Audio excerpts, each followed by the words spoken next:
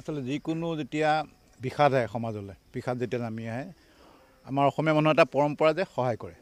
যিধৰণে দেখা গৈছিল ক'ভিডত সকলোৱে সকলোকে সহায় কৰিবলৈ চেষ্টা কৰিছিল। আৰু বানপানী মই 2016ত MLA হোৱাৰ আগৰ পৰা বানপানীত লাগি থাকোঁ, বান সাহাৰ্য দিওঁ।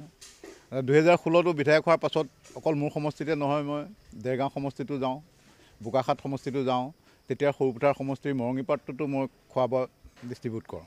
এইবাৰো দেখিছোঁ যে বহুত ৰাইজ ওলাই আহিছে।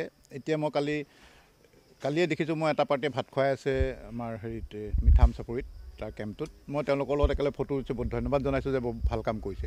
আৰু বহুতে তেনেকৈ ইয়াত খাদ্য বিতৰণ কৰিছে, কোনোবাই ভাত খুৱাইছেগৈ।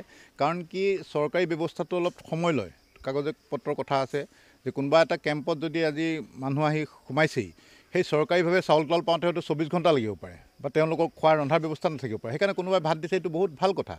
আৰু মুখ্যমন্ত্ৰী মহোদয়েও আমাক কৈছে যে সকলোৱে এনেকুৱা সময়ত আচলতে যেতিয়া এটা দুৰ্যোগৰ সময়ত সকলোৱে আগবাঢ়ি সহায় কৰিব লাগে। তো জীৱন চুতীয়াটো 2008 চনৰ পৰা বিজেপি কৰি আছে, মোৰ লগত ভাল তেতিয়াৰ পৰাই সম্পৰ্ক।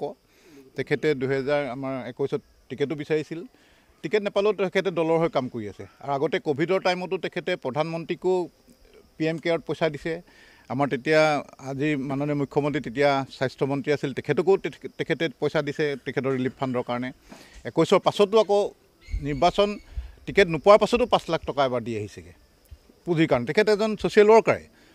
তো মই তেখেতে মোক সুধিলে যে আপোনালোকৰ ফালে ভাল চলি আছে, মই দেখি আছোঁ, মইহে একো কৰিব পৰা নাই। বোলো কিয়? বোলে মই সেইদিনা বস্তু বাহানি দিছিলোঁ আৰু ফেচবুকত পষ্ট দিলোঁ, মোক চাৰ্কল অফিচাৰে ফোন কৰিছে যে তই ফেচবুক পষ্টটো ডিলেট কৰ। সৰুপথাৰ চাৰ্কল অফিচাৰে যে ফেচবুক পষ্টটো ডিলেট কৰ, নহ'লে তই ইয়াৰ জবাবদিহি হ'ব লাগিব, ইয়াৰ আমি অফিচিয়েল একশ্যন ক'ম। সি ক'লে যে মইতো ফেচবুক পষ্টটো ডিলেট কৰিব নোৱাৰোঁ, মই যিটো সত্য তাত বস্তু বাহানি দি আহিছিলোঁ, সেইকাৰণে দিলোঁ। ডিলেট নকৰিলে, সেইকাৰণে এখন ন'টিছ পঠাই দিছে তাত। কিছুমান আইন কানুন থাকে, কিন্তু সেইবিলাক সুপ্ত হৈ থাকে। আজি চবতে বেন কৰিব পাৰিব নি যে সাহায্য দিয়া নিষেধ বুলি ক'লেতো মানুহ সকলো জকি যাব। কাৰণ বহুতৰ এটা মায়া উপদেশনা, এইখিনি ভোকাটোৰ মানুহৰ মুখত ভাত দিয়াটো, সেইটো কোনো আইনে বাধা দিব নোৱাৰে। ক'ৰ পুৰণিকলীয়া আইন কোনেও নাজানে, চবতে দিয়ে, য'তে ত'তে। এতিয়া মোৰ তাত প্ৰত্যেকটো কেম্পতে কালি কোনোবা মই কৈছোঁ যে এইপিনে ভাতটো তোমালোকে খুৱাই দিছোঁ, মোৰ কেম্প বেছি হৈছে। সেইটো আৰু মোৰ নিজৰ নামৰ কাৰণে কৰা নাই নহয়, সেইটো মোৰ এটা দুৰ্যোগৰ সময় মনে কয়। এতিয়া কালি খুমটাই চুমটাই এইফালে বেলেগেই খুৱাইছেগৈ, মই কৈছোঁ খবৰ লৈ আছোঁ যে আমুক কেম্পটো পালেগৈনে, তাত এটা কেম্প আছে, তাততো মোৰ নাম হ'বলৈ খোজা নাই। সেইকাৰণে তেতিয়া ইয়াক ক'লোঁ যে তোৰ ন'টিছখন পঠাইছে, মনটো বেয়া লাগিল। মই সেইকাৰণে ছ'চিয়েল মিডিয়াত দিছোঁ।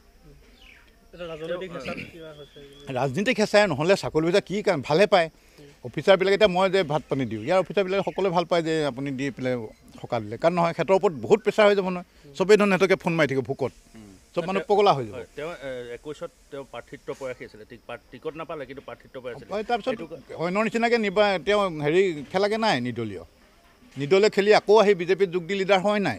তেখেতে টিকেট নাপালেও তেখেতে কৈছোঁ নহয়, টিকেট নোপোৱাৰ পাছত তেখেতে 5 লাখ টকা মুখ্যমন্ত্ৰী মহোদয়ৰ হাতত এটা CM ৰিলিফ ফাণ্ডত পইচা দি আহিছেগৈ। তেখেতৰতো চমক সৃষ্টিকাৰী কাৰ্য নহয় এইটো তেখেতৰ। একো চমক কৰে, তেওঁতো এজন ঠাণ্ডা মুণ্ডা মানুহ, দেখিলে আপোনালোকে গম পাব। ন'টিছ পাইতো চুপচাপ বহি আছিল, মোক ক'লতহে মই এখন কাগজখন আনি পেলাই হেৰি কৰিছোঁ। আৰু সকলোৱে কৈছে তেখেতে ক'ভিডৰ সময়তো কালি কোনোবা এটা মোৰ পষ্টত লিখিছে যে গোটেই মৰঙীত চবতে ক'ভিডৰ সময়ত তেওঁ ৰিলিফ দিছিলে। মানে এইটো বিজেপি কৰ্মীৰে এইটো অৱস্থা, বিজেপি চৰকাৰ আছে, বিজেপি কৰ্মীৰে এইটো অৱস্থা। এইটো ৰাজনৈতিক কথা, কাৰণ তাততো আৰু অইনেও দিছে বোলে, অইন কেইবাটাও সংগঠন দিছে, সিহঁতৰ ওপৰত এতিয়া চৌকছ কৰিছে নাই, সেইটোৱে কথা। মই জনাতে মই যেতিয়া এইটো বস্তু ষ্টাডি কৰিলোঁ, তেখেতে চুতীয়া ছাত্ৰ সন্থা, সদৌ অসম ছাত্ৰ সন্থা সকলোৱে দিছে, সেইবিলাকক চৌকছ কৰিল নাই।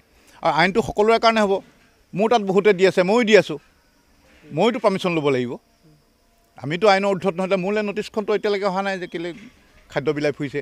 আপোনালোকৰ প্ৰেছ আমাৰ চিনাতলী সাৰংগইতো বিলাই ফুৰিছে, সিহঁতলৈতো ন'টিছ অহা নাই। আৰু বহুতে বিলাই আছে, কালৈতো ন'টিছ অহা নাই। যদি এনেকুৱা আইন থাকে, আমি আচলতে বিধায়কসকলেও নোৱাৰি দিব একো। সেইটোৱে প্ৰশাসন এতিয়া এই সময়ত কোনে বাৰু প্ৰশাসনৰ মানুহ বানপানীত দৌৰি ফুৰিছে, কোনে গৈ কাগজখন লৈ চাকৰিৰ ভিতৰত থিয় হৈ থাকিব, দিব, ফাইলত পৰিব, 2 দিনৰ পাছত পাৰ্মিশ্যন দিব, তেতিয়ালৈ মানুহখিনিয়ে। আৰু পাব্লিকে যে সমৰ্থন কৰে মানে এই বানপীড়িতসকলক, এতিয়া বহুত সকাহ দিয়ে আমাৰ চৰকাৰক, নহ'লেতো ডাঙৰ বিদ্ৰোহ হৈ গ'লহেঁতেন যে 24 ঘণ্টা আহি একো খাবলৈ নাই, চোৰ নাই ঘৰত, চাউল নাই, উটুৱাই নিলে। এই পাব্লিক যে আগবাঢ়ি আহে, সেইটো কাৰণেই বাচি আছে বানপীড়িতসকল। যদি এনেকৈ যদি ঘটনা হ'বলৈ হয়, তেনে ডাঙৰ কথা, একদম পৰিতাপৰ কথা, একদম নিৰ্লজ্জ কথা, লাজ লগা কথা। নিজকে মানে কিবা লাগিছে, তে আমাকো এনেকৈয়ে ভাবিব যে এইজন এম এল এও এনেকুৱা নেকি। মোক কিন্তু কোনেও ক'ব নোৱাৰে, মই পষ্ট কৰিতো চবকে ধন্যবাদে দিছোঁ, কোনোৱে ক'ব নোৱাৰে যে কাৰোবাক তোৰ কৈ শব্দ কৈছোঁ, মই ভাল পাওঁ।